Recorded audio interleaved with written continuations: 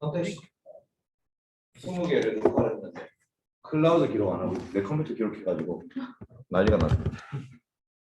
매 보여줘야 되는 거 아니에요? 네.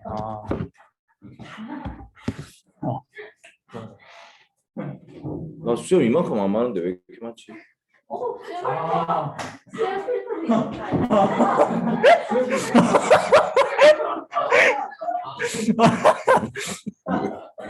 니 왜 이렇게 좋아해? 제가 즐겨 쓰는 건데. 아니, 나 일주일 동안 수염 깎 길었으니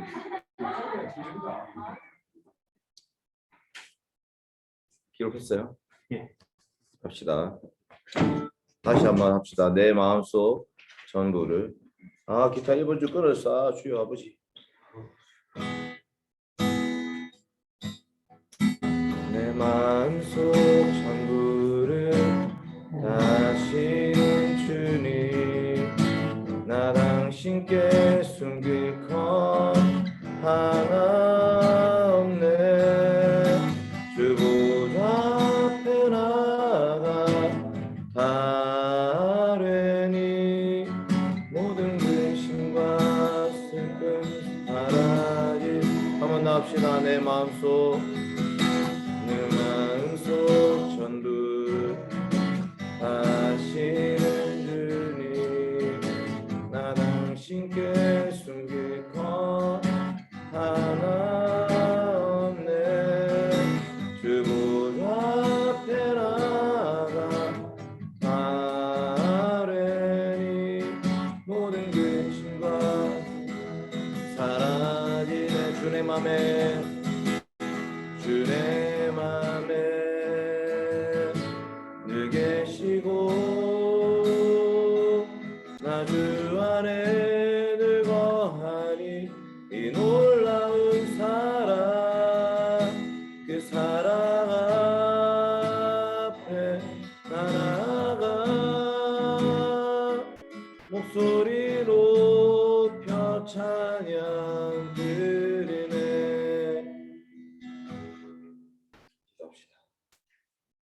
걸어가신 하나님 아버지 감사합니다. 오늘도 하나님의 사랑에 힘입어서 아버지 앞으로 나아갑니다. 주님 우리의 모든 근심과 슬픔 사라지게 하여 주시고 오직 그리스도 안에서 주의 백성으로 주의 아들로 주의 딸로 아름답고 또 거룩하게 세워질 수 있도록 도와주시옵소서.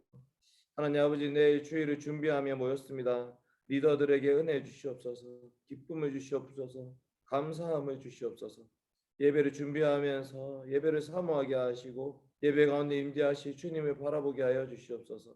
오늘 함께 배우고 공부하는 가운데 주님 역사하여 주셔서 우리 모두가 동일한 은혜를 누리게 하여 주시옵소서. 감사드리며 예수님의 이름으로 기도드립니다. 아멘. 네, 잘 지냈습니까?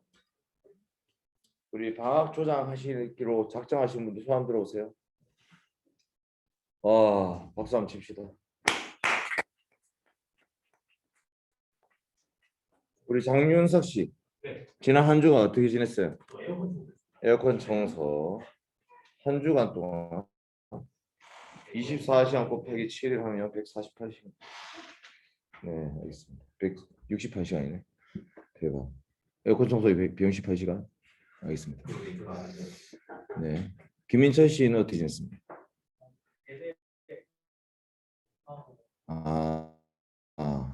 네. 누구 말씀이 제일 좋았어요? 1. 공경민, 2. 공경민. 근데 공경민 설교한 적이 없잖아. 누가 좋았습니까? 그 카메라맨이 카메라를 잡고 그 사람을 이렇게 찍잖아요. 근데 그 뭐지? 권혜성 교수님 이렇게 찍고 이렇게 잡고 찍는 중에 눈물을 흘렸죠. 그래서 그런 일이 있을 수가 없고 영상부에서 영상을 찍는 사람이 말씀 들으면서 은혜 받는 일이 진짜 없는데 이렇게 잡고 울었대. 근데 감동. 이혜지 씨는 어떻게 지냈습니까? 알겠습니다. 조별 모임 잘했습니까?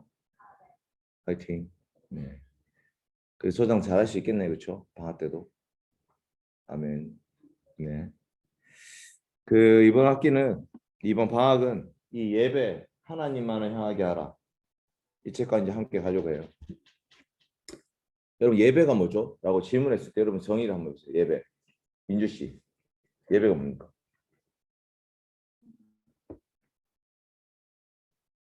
혹시 이제 동생들이 후배들이 혹은 이제 주일학교 교사를 한다 했을 때 애들이 선생님 예배가 뭐예요? 언니 예배가 뭐야?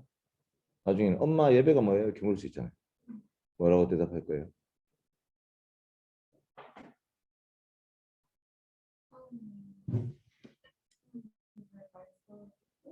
하나님의 말씀을 듣고 기도하고 찬송하는 거. 예배. 알겠습니다. 말씀 듣고 기도하고 찬송하는 거 예배. 중요한 게 있는데 그 화살표로 한번 그려보세요. 말씀은 위로부터 밑으로 내려오는 화살표죠. 근데 기도와 찬송은 밑으로부터 위로 올라가는 화살표죠. 그러니까 예배 시간은 하나님과 우리 사이에 화살표가 왔다리 갔다리 하고 있습니다. 그래서 하나님 우리를 부르시고 우리는 하나님께 나아가고 하나님 우리를 축복 인사를 주시고 우리는 감사의 찬송을 드리고 하나님 우리 죄를 용서하시고 그 죄 용서에 대한 감사의 고백을 드리고 하나님 말씀 선포하시고 우리 아멘 화답성을 응답하고 하나님 우리의 성찬으로 찾아오시고 우리는 기쁨으로 봉헌하고 하나님 우리의 축도를 하시고 우리는 세상으로 나아가죠. 화살표가 왔다리 갔다리 하는 거죠. 그거를 뭐라 하냐면 언약식이라고 해요. 언약식. 하나님과 하나님 백성들이 지금 언약을 체결함으로 그 하나님과 우리 사이에 어떤 관계가 맺어지고 있는 거예요. 제가 나와둔 페이퍼에 서문 한번 봅시다. 서문. 여기 공유하기가 되나? 다운받았어요 그거 아까? 안 받았죠? 일하나 그 혹시 일하나도 이거 수염 어플 그거 썼어? 아 안 썼는데도 일하나 수염이 있구나.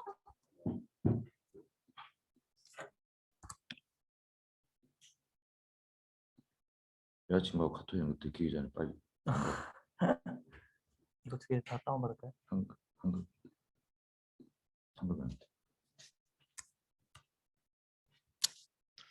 자, 여러분 맞았네. 아니 하죠. 맥이야. 아 이거 다음에 다른 컴퓨터 보겠습니다. 나 진짜 너무 이거 맥이 힘들더라.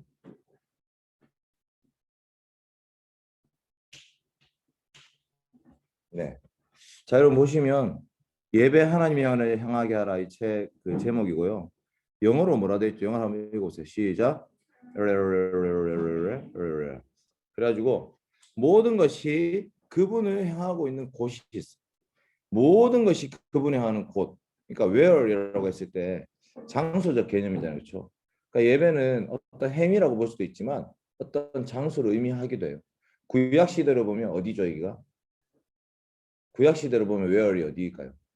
모든 것이 그분을 향하는 곳이 어디냐? 성막 혹은 성전 혹은 제단이었습니다. 그런데 신약 시대는 어디죠? 이 산에서도 말고 예루살렘에서도 말고 오직 영과 진리로 하나님 아버지께 예배합니다. 아, 아멘이에요, 그게. 오케이. 그러니까 구약 시대에는 장소적 개념이 중요해서 예루살렘으로 가야지 예배드릴 수 있었는데 신약 시대는 장소적 의미가 좀 바뀌었어요. 어떻게 바뀌었냐? 성령과 진리이신 예수 그리스도가 계신 그곳을 통해서 하나님 아버지께 나아갈 수 있어요.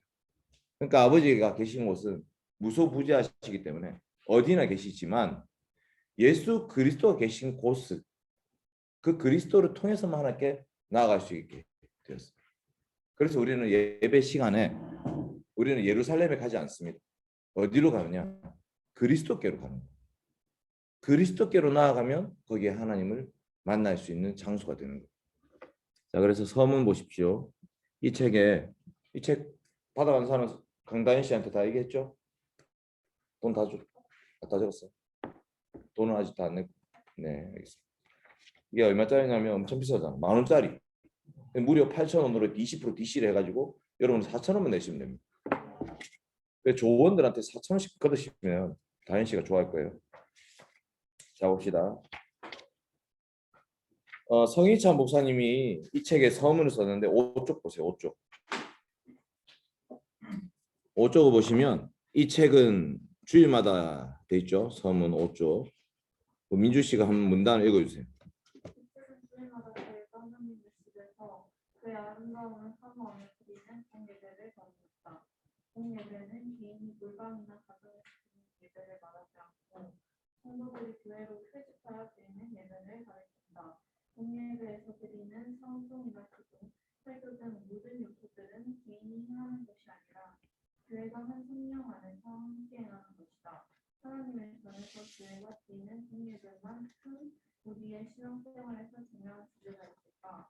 공예배야말로 교회에서 다룰 수 있는 주제들 가운데서 가장 우선적이다. 왜냐하면 교회는 곧 예배하는 공동체이기 때문에. 네, 이 첫 번째 문단이 제가 프린트물에 나눠드린 것에 보면 첫 번째 문장이죠. 공예배는 성도들이 교회로 회집하여 드리는 예배이다. 그러니까 여러분 만약에 지난주에 대대를 갔어요. 대대는 예배 아니에요.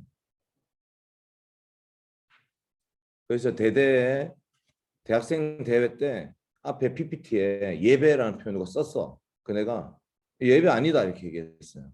왜? 왜 예배가 아닙니까? 교회의 성도들, 언약 백성들의 공동체가 함께 하나님 앞에 나아간 것이 아니라 이거는 특수한 SFC라는 학생들이 모여서 하나님께 나아가기 때문에 그리고 거기에는 언약식이 없어요. 성례라는 방식이 이루어질 수 없어요. 세례와 성찬이 없어요. 예배가 될 수가 없죠. 그래서 성도들이 공예배는 성도들이 교회로 회집하여 드리는 예배이다. 그래서 여러분 예배라는 표현을 쓸 때 주일에 한정해서 그리고 교회 성도 전체 언약 백성들의 모임에 한정해서 쓸 필요가 있습니다. 설교라는 표현도 마찬가지. 예배 가운데 설교가 있습니다. 그냥 주일창 간사님이 설교하시겠습니다. 이러면 땡. 주일창 간사는 설교할 수 있는 권한과 자격이 없습니다. 왜? 신학을 배우지 않았고 목사로 안수받지 않았기 때문에 강도권이 없어요. 그 사람은 설교가 아니라 권면 정도 할 수 있는 사람이에요. 그러니까 우리가 예배 시간에 하나님 말씀이 이 공예배 가운데 모든 성도들에게 선포된다라는 것을 기억해야 되고 그래서 교회는 예배하는 공동체고요.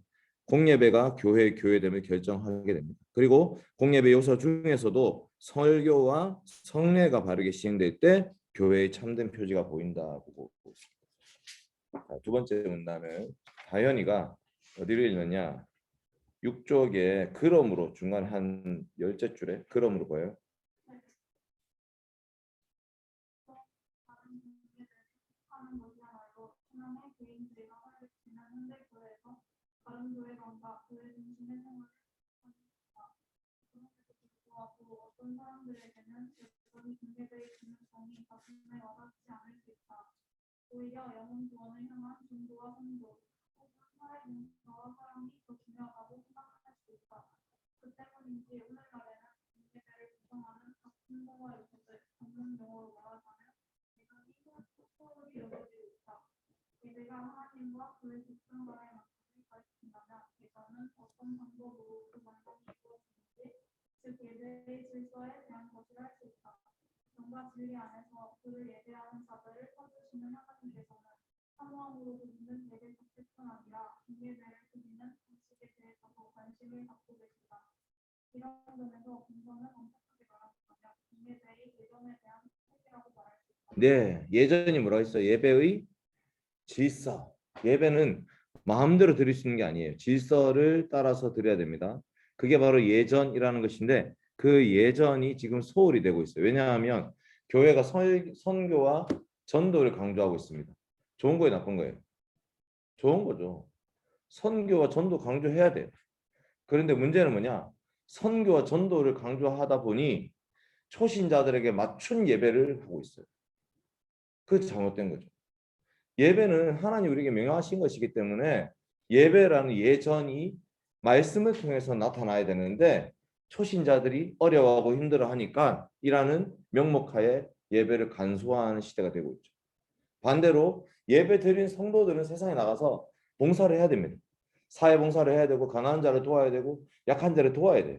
그런데 그거를 강조하다 보니까 예배 자체에서 오히려 은혜를 받아서 섬겨야 되는데 그게 소홀해지고 있어요.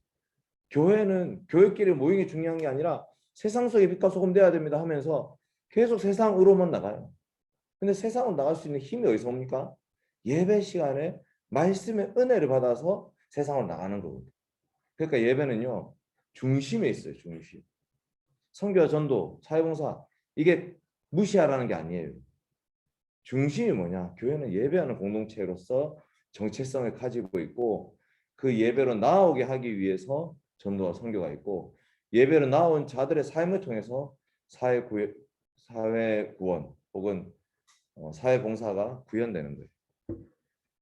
이런 어떤 순서적인 우선순위의 어떤 의미를 좀 기억할 필요가 있는 거죠. 그다음에 혜준이가 한번 읽어봅시다. 혜준이는 여호와의 집에서 드리는 예배. 6쪽 제 밑에 공예배가 중요하다면 요거 읽으세요.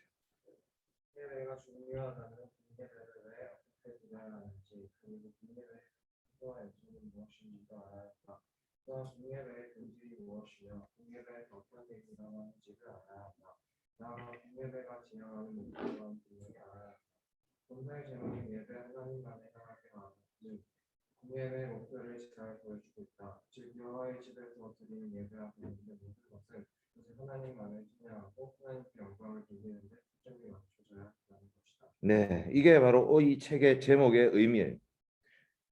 시편 27편 4절 말씀이 뭐냐면 내가 여호와께 바라는 한 가지 그것을 구하리니 내가 내 평생에 여호와의 집에 살면서 여호와의 아름다움을 바라보며 그의 성전에서 사모하는 그것이라. 아멘. 좀 전에 노래 불렀죠. 주 내 맘에 늘 계시고 나 주 안에 늘 거하니 그 사랑 앞에 나 나아가. 이게 예배예요. 내가 하나님의 사랑을 누리면서 그 하나님 앞에 나아가는 그것이 바로 예배인데 그 예배는 누구를 향하는 것인가? 여러분 예배를 드리면서 나 오늘 예배 드렸어 라고 말하는 건요 철저히 자기중심적인 말이에요. 나 오늘 예배 드렸어. 그 예배 은혜가 없어요. 예배는 하나님으로부터 시작해서 하나님께로 돌아가는 것입니다. 하나님이 나를 예배 자리를 부르셨고 그래서 내가 이 예배를 통해서 하나님을 바라보고 하나님의 영광을 위해서 앞으로 살기로 다짐합니다. 그래서 예배의 정의에 하나님이 빠지면 잘못된 거예요. 그래서 이 책은 예배의 모든 순서가 하나님을 향하고 있다에 대해서 가르치고 있는 책입니다. 자, 그다음 이제 좀 시간이 지났기 때문에 한번 봅시다. 다음 주에 3명이 발표를 합시다. 저번에 내가 말했는데 한 62쪽까지 발표할 사람 3명 구합니다. 근데 62쪽까지 다 읽으려면 힘드니까 한 20페이지씩 읽읍시다. 3명이. 어때요? 다음 주 할 사람 3명 구합니다. 선착순 짠. 어차피 해야 돼. 어차피 뒤에 보면 더 많아. 뒤에 훨씬. 두 번째 부분은 111쪽까지고 세 번째 부분은 162쪽까지고 네 번째 부분은 제일 많아요. 230쪽까지. 그래서 어쨌든 3명씩 잘라갖고 이걸 할 건데 자, 다음 주까지 3명 구합니다. 하나, 둘, 셋. 네, 여러 가지 방식이 있는데 일단 읽어오시고 요약을 해오시고 읽다가 궁금한 점 있으면 갖고 오시고 느낀 점 있으면 갖고 오시고 조별 모임 때 내가 조장으로서 그 부분을 어떻게 나누면 좋을까도 갖고 오시면 좋을 것 같아요. 이창규 1번 눈치게임 김민철 2번 이창규 김민철 한번 다음 주 하는 거 보고 다른 사람들 하겠다 이런 느낌인데 이창규 김민철 네 장윤석 3번 알겠습니다. 그러면 세 분이 62쪽까지 읽어 오시는데 알겠죠? 셋 다 62쪽까지 읽어도 되고 세 명이 분량을 나눠서 정리해서 발표돼요. 네. 알겠습니다. 일단 다음 주 알겠죠? 3명 이창규, 김민철, 장윤석 씨가 예, 오늘은 서문 뒤에 1장까지 할 거거든요. 자, 봅시다. 그러면 됐고. 자, 이 책의 관점이 세 가지 관점이 있습니다. 뭐죠? 어떤 관점이죠? 세 가지 관점 보세요. 7쪽에 보시면 오늘날 공예배에 대한 책을 찾기란 매우 힘들다. 7쪽에 한 6, 7째 줄. 이때의 본서는 독특한 책이라 할 수 있다. 예배에 대한 책 진짜 보기 힘들거든요. 없어요. 근데 제가 읽은 책 중에 제일 얇고 쉽고 좋은 책은 뭐였냐면 J.C. 라일의 책이에요. 예배. 복 있는 사람이라는 출판사에서 나왔고요.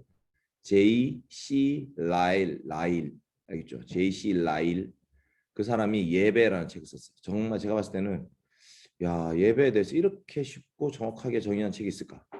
그거는 한 20페이지짜리 책이에요. 50, 20, 50 하여튼 엄청 얇은 책. 자, 그 다음에 이 책은 분량이 짧지만 짧다고 했는데 203쪽까지 있습니다. 예배에 대한 교과서 같은 책인데요. 첫째, 따라합시다. 첫째, 시작. 개혁주의 신학의 관점에서, 네, 개혁 신학의 관점에서 이 책을 쓰고 있습니다. 둘째, 시작. 교회 역사의 통찰을 통해 역사적으로 쓰고 있어요. 셋째, 시작. 현실적인 측면을 고려해요. 대단하지 않습니까? 개혁 신학, 그다음에 역사, 그다음에 현실 이 세 가지 관점에서 책을 쓰고 있는데요. 7쪽의 제일 밑에 문단이 첫 번째 부분 개혁 신학인 게 뭐냐? 그게 바로 뭐냐? 중간에 언약 돼 있죠, 여러분. 개혁주의 예배 특징은 한마디로 뭐냐? 언약. 언약이라는 것은 언약의 당사자인 하나님과 하나님 백성들이 있습니다. 그래서 하나님으로부터 우리에게 찾아오시는 순서가 있는가 하면 우리로부터 하나님께 나아가는 순서가 있습니다라는 것이 첫 번째 부분이에요. 그리고 두 번째 8쪽 보세요. 변민솔 씨가 8쪽에 있는 둘째 이 부분을 한번 읽어주세요.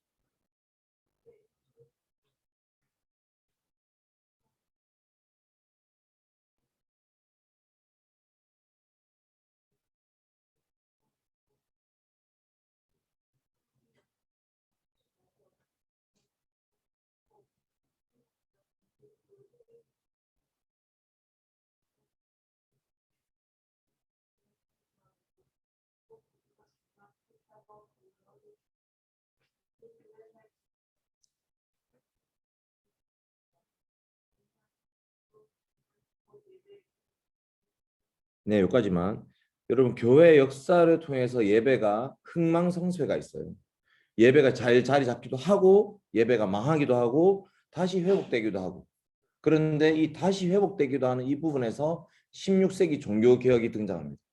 중세 로마 카톨릭 시대에 예배가 완전히 망했거든요. 그거를 다시 성경적인 예배로 돌이킨 것이 종교 개혁이에요. 그래서 우리는 스트라스부르에 있는 뭐 부처 이런 사람도 있고 루터, 쯔빙글리 들어봤죠? 칼뱅 들어봤죠? 이런 사람들 전부 다 예배 예식서를 만들었어요. 예배란 무엇인가 이렇게 드려야 된다를 다 만들었습니다. 본서는 종교개혁의 열매가 아름답게 맺혔던 네덜란드 교회를 배경으로 하고 있습니다. 이 사람 카렐 데던스라는 사람이 네덜란드 개혁교회 목사님이시기 때문에 네덜란드 교회는 어떻게 예배를 드리는가라는 부분에 있어서 살펴보고 있습니다. 우리 목사님이 어디서 오셨죠? 네덜란드 12년 동안 담임 목회 하시다 오셨죠. 네덜란드 18년 사셨어요. 그러니까. 18년 사시고 12년 동안 네덜란드에 있다가 오셨는데 개혁교회 예배를 이제 드리다 오셨는데 그 오시자마자 바로 예배를 지금 개혁했죠. 예배 순서를. 근데 우리는 아직 개혁을 따라가지 않고 있죠. 예배 순서대로 예배는 드리지만 왜 이렇게 드리고 있는지 의미를 알지 못하고 있어요. 여러분 우리나라 민주주의는 후불제 민주주의라고 불러요. 헌법에는 민주주의가 빡 박혀 있어. 대한민국 민주공화국이다. 1947년에 재헌 헌법을 제정할 때부터 우리는 대한민국 민주공화국이다라고 선언했지만 실제로 우리가 민주화는 언제 됐냐? 1980년 5월 18일부터 시작됐죠. 독재 정권 물러가다가 그때부터 시작됐잖아요. 그러니까 후불제 민주주의라고 부르는데 이 말씀에 의하면 우리는 후불제 개혁주의 배우고 있어요. 우리 교회가 이미 예배 순서 바뀌었는데 그 의미를 이제 배우는 거예요. 후불이라는 말 아시죠? 밥 먹고 나서 돈 내는 거 말이에요. 갑자기 눈이 동그래졌네. 민주주의 얘기해서 동그래진 거예요? 아니, 맞아. 네. 후불제 민주주의. 그런 책 제목이 있어요, 여러분. 어쨌든 중요한 거는 우리 교회가 정말 성경적인 교회 예배로 가고 있다라는 것에 대한 확신을 가지고 우리가 그 걸음을 따라가야 되는 거예요. 같이 보조를 맞춰서. 자, 셋째 구쪽 보십시오. 이정현 씨 한번 읽어주세요. 셋째 구쪽.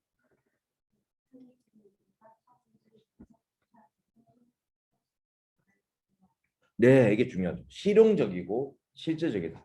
공경민은 전혀 실용적이지 않고 실제적이지 않지만 이 책은 실용적이고 실제적인데요. 두 가지를 경계하고 있어요. 뭘 경계하죠? 하나는 무조건적인 변화. 일단 예배 바꾸고 보자. 이거 다 경계합니다. 두 번째 뭘 경계하죠? 메마른 보수주의. 무조건 지키고 오자. 반대. 그래서 이 두 가지를 뭐라고 하냐면 거짓 딜레마라고 불러요. 무조건 바꾸자는 것도 틀린 거고요. 무조건 지키자는 것도 틀린 겁니다. 변화를 시도해야 됩니다. 근데 무엇의 기준으로 어떻게 시도해야 되느냐? 성경을 따라서, 말씀을 따라서. 그래서 계속해서 교회는 진보해 나가야 됩니다. 이게 더 성경적인 예배입니다라는 말씀이 밝혀지면 그 말씀 따라서 예배가 바뀌어서 가야 됩니다. 그래서 예를 들면 우리 디모데 모임도 우리 디모데 모임 원래 이렇게 했잖아요 라고 말하는 사람은 메마른 보수주의, 기준이 없거든. 전통에 얽매여 있는 사람. 근데 우리 디모데 모임 너무 드라이하다, 바꿔버리자. 그것도 그냥 혁명주의예요. 성경적이지 않습니다. 그래서 바꾸긴 바꾸되 왜 바꾸고 어떻게 바꿔야 되는지에 대한 고민을 담아서 바꿔야 되는 거죠. 자, 이 세 가지 관점이다. 기억하시고 제1장 거짓 딜레마 보세요. 중요한 문제, 제가 나눠낸 페이퍼 잠깐 읽고 마치겠습니다. 중요한 문제는 뭐냐? 예배 시간, 하나님께서 그의 백성들과 만날 때에 실제로 무슨 일이 일어나고 있는가? 무슨 일이 일어날까요, 여러분? 하나님이 예배 시간에 하나님 백성들을 만나실 때 무슨 일이 일어날까요? 이창규 씨.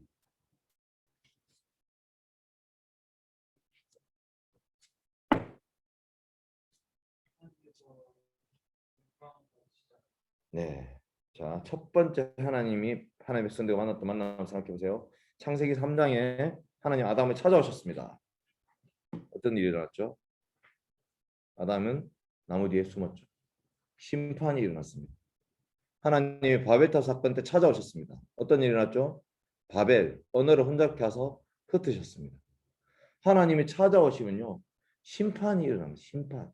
왜? 거룩하신 하나님이시기 때문에 죄를 내버려 둘 수 없기 때문에 예배 시간은 심판이 일어나는 시간입니다.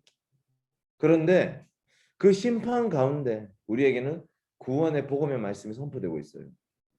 내가 너의 죄를 알고 그 죄값으로 내 아들 예수 그리스도를 준다. 그러니까 그리스도를 믿음으로 말미암아 이 예배 가운데 심판뿐만 아니라 구원이 일어나고 있습니다. 여러분, 이 심판과 구원, 예배 시간에 일어나는 아주 중요한 두 가지 사건이에요. 그래서 우리는 예배를 시작하면서 죄의 공적인 고백을 함과 동시에 예수 그리스도의 말씀을 붙잡음으로 하나님께 나아가고 있죠. 이해되죠, 지금 예배 시간에? 자, 예배 존재하는 모든 것들은 하나님을 찬양하고 영광 돌리는 데 초점을 맞춰줘야 됩니다. 우리는 하나님께 합당한 방식으로 예배 드리고 있는가, 하나님께 합당한 방식으로 영광 돌리고 있는가, 이거 어떻게 알 수 있죠? 이거 바로 2계명이에요. 여러분, 1계명은 누구한테 예배 드리는가의 문제예요. 2계명은 어떻게 예배 드리는가의 문제입니다.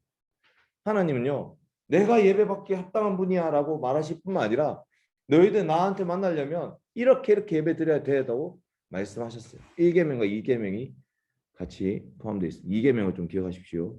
어떻게 예배 드리는 것인가. 그래서 예배에 참여하는 모든 사람이 예배 전 과정을 이해하고 있는가. 여러분이 예배 순서에 주보가 있습니다. 주보가 없습니다. 주보가 하나도 없습니다. 그래서 제 주보가 있어요. 주보가 있으면 주보의 예배 시간 순서에 어떤 의미가 지금 일어나고 있는지 여러분 기억을 하셔야 돼요.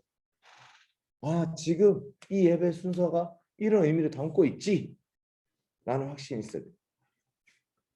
그러기 위해서 이 책을 공부하는 겁니다. 그 다음에 시의적절한 문제가 뭐냐, 예배에 대한 논의가 지금 활발하게 일어나고 있습니다 라고 이 책을 쓴 사람은 말하고 있지만 우리나라는 아무런 논의가 일어나지 않습니다. 코로나, 아, 예배도 넌 일어나게 일어났네. 예를 들면 코로나 때 성찬해야 돼 말아야 돼. 코로나 때 예배 회집해야 됩니까 말아야 됩니까? 온라인 예배는 가능한 것입니까? 안 가능한 것입니까? 이런 예배에 대한 논의가 활발히 일어나고 있는 코로나 때문에. 신기하네. 변화를 향한 고삐 풀린 갈망이 있습니다, 여러분. 고삐 풀린 갈망. 무조건 바꾸자 이런 거죠. 그러나 그것도 반드시 좋은 건 아니고 용어의 변화가 필요할 수도 있고 그래서 교회가 가만히 있는 것은 후퇴고요. 교회는 늘 진보해야 된다고 얘기합니다. 그래서 무익한 보수주의가 있죠. 무익한 보수주의.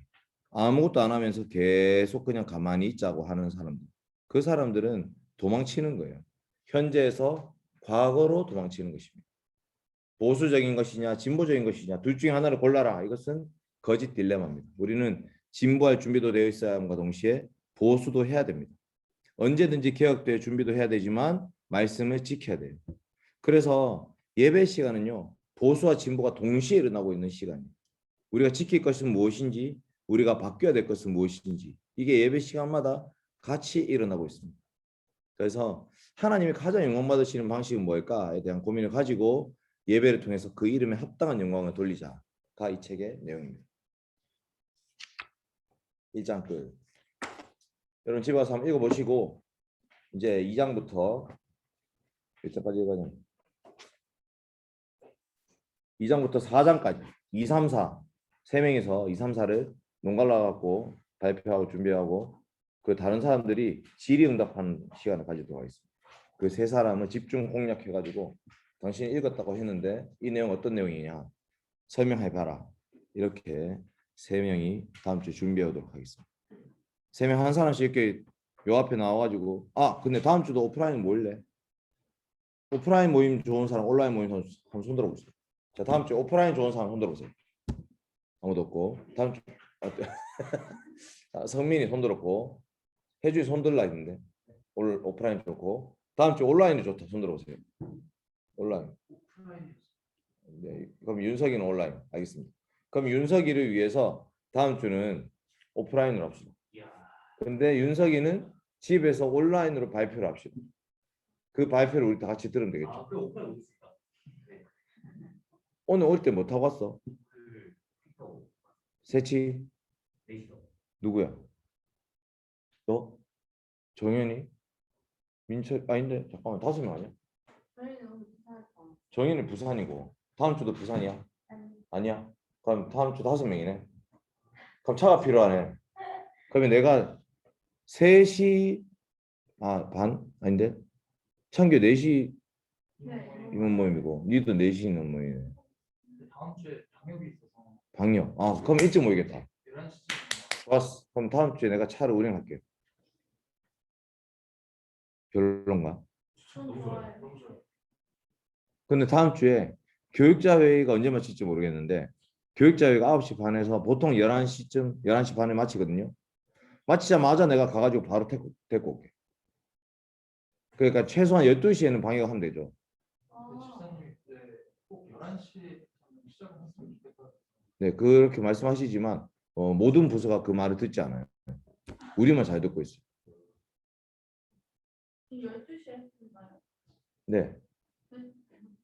왜냐하면 교육자 회의가 늦게 마쳤기 때문이라고 핑계 대야지. 그럼 제가 다음 주에 교육자 회의 마치자마자 바로 전화할게요. 전화하고 바로 양덕으로 달려가겠습니다. 오케이. 차비 때문에 아까워서 안 오는 거지 그러니까. 아니고. 근데 그러면 5시까지 뭐 할 거야? 방역 끝나. 주말에 부모님 오셔. 집에 가? 아니 부모님 오셔. 집에는 안 가고 엄마가 네 보러 와. 면회? 누나가. 누나가 거의 군생활이네. 양덕 군생활. 알겠습니다. 자, 질문 있습니까? 혹시 예배 순서 지금 처음 1장 서문 이렇게 했는데 이 책에 대한 질문이나 내일 조별 모임 할 거잖아요. 그렇죠? 네, 그래서 10편 27편 4절 말씀을 가지고 이 예배 의미에 대해서 설교를 하려고 해요. 그런데 이 내용들을 좀 정리해서 발표하겠습니다. 자, 이 책 혹은 이 서문 1장 질문 있습니까? 이혜지 씨 질문 있었는데 방금 눈빛에서 읽었어. 빨리 맞췄으면 좋겠죠? 알겠습니다. 자, 밥은 어떻게 먹을까요? 오늘 저녁 밥은 지금 8명까지 가능한데. 안 먹고 또 민설이는 집에 가고 같이. 너희들이 같이 집에 가? 같은 동네지. 그러고 그럼 양덕은 태워줄까? 네. 집에 가서 밥 먹을래? 그러면 이동은 어떻게 할래? 이동은 이동으로 이동할래? 목사님 그리고 네. 저희 이번 주는 진짜 찬양 힘들까 없어? 그럼 내가 할게. 네. 감사합니다. 이 찬양합시다. 그러면 찬양하십시오. 주님 한 분만을 위하여. 오늘 밥도 양덕 가서 같이 먹도록 하겠습니다. 네. 주님 한 분만을 위하여 같이 찬송합시다. Stop sharing. 어떻게 이거 어떻게 끊는 거? 됐다. 주님 한 분만을 위하여. 주님 한 분만을 위하여. 주님 한 분만을 향하여. 주님 한 분만을 바라며. 주님 한 분만을 바라며 내 영혼이 찬양 드려. 한 번 더 합시다. 주님 한 분만을 위하여. 주님 한 분만을 위하여. 주님 한 분만을 향하여. 주님 한 분만을 바라며 내 영혼이 찬양 드려요. 그 무엇이 나를 향한 그 무엇이 나를 향한 주님 사랑 빼앗으리요. 그 무엇이 나를 주님 향한 나의 사랑 빼앗으리요. 한 번 더 합시다. 주님 한 분만을. 주님 한 분만을 위하여. 주님 한 분만을 향하여. 주님 한 분만을 바라며 내 영혼이 찬양 드려. 그 무엇이 나를 향한 그 무엇이 나를 향한 주님 사랑 빼앗으리요. 그 무엇이 주님 향한 나의 사랑 빼앗으리요. 기도하시겠습니다. 거룩하신 하나님 아버지 감사합니다. 부족한 종들, 죄인된 자들, 원수된 자들을 사랑하여 주시고 주님 자녀로 안아주시니 참으로 감사합니다. 주님께 받은 사랑과 은혜로 주님을 사랑합니다. 이웃을 사랑합니다. 주님 저희 모든 삶을 통해 하나님 홀로 영광 받아 주시며 특별히 내일 주일 예배 드립니다. 예배 가운데 임재하여 주시고 저희들 그 하나님 만나는 기쁨을 허락하여 주시옵소서. 우리 모든 죄악이 완전히 다 심판받게 하여 주시고 그 모든 죄를 도말하여 주신 예수 그리스도의 십자가로 말미암아 구원의 은혜를 찬송하게 하여 주시옵소서. 하나님 이렇게 새롭게 된 피조물로서 세상 가운데 하나님 나타내며 하나님을 증거하며 하나님 백성으로 살아갈 수 있도록 또 새로운 예배를 허락하여 주시옵소서. 감사드리며 예수님의 이름으로 기도드립니다. 안녕. 일하나 잘자. 니 일 안 하나? 일 안 하나? 목사님 소원이 좋